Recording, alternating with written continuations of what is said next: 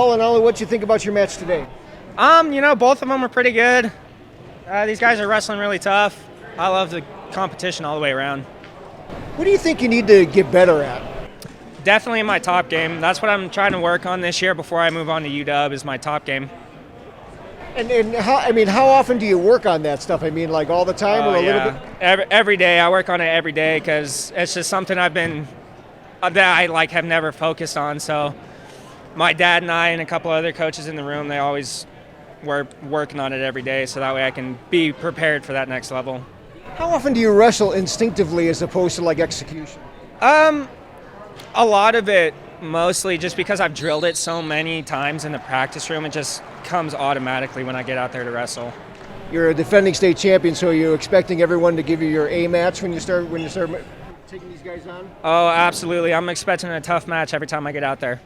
How much has the pandemic and the COVID stuff affected you and the team? It's affected us a lot more than normal just because we're getting a lot less matches this year.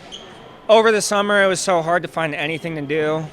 Like, all the gyms and everything were shut down, so it was hard to practice, and then there was just no tournaments for us to go out and get competition for. So it was coming into the season, took a couple weeks to knock off some of that rust. But you're glad to be here. Oh, absolutely. I love this. You know, you've seen Analu Benavisi wrestle about 1 million times. I mean, what are his best skills? Best skills, dude. He's really good at everything. His neutral, I think, is probably the most impressive position when he's on his feet. Going into this season, he had nearly 500 takedowns in 3 seasons, so it's a school record. I don't see it getting beat for who knows how long. And if he keeps up those numbers, he's going to have 600 and some 650 takedowns or something by the time he graduates high school. So that's probably his most skilled position. But man, he's good on top. I've never seen him get just turned on his back before. He's good on bottom. He's good everywhere. Noah Honey's got that. You finished second. I mean, what's for him to make that next step forward?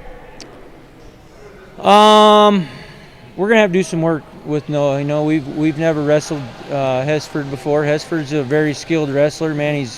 He's really good, and he's probably got a chip on his shoulder right now towards us because we've beat him in the state finals twice now.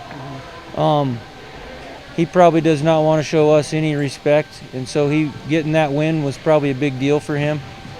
Noah's a competitor, though. He's already watching film, trying to figure out what he can get better at.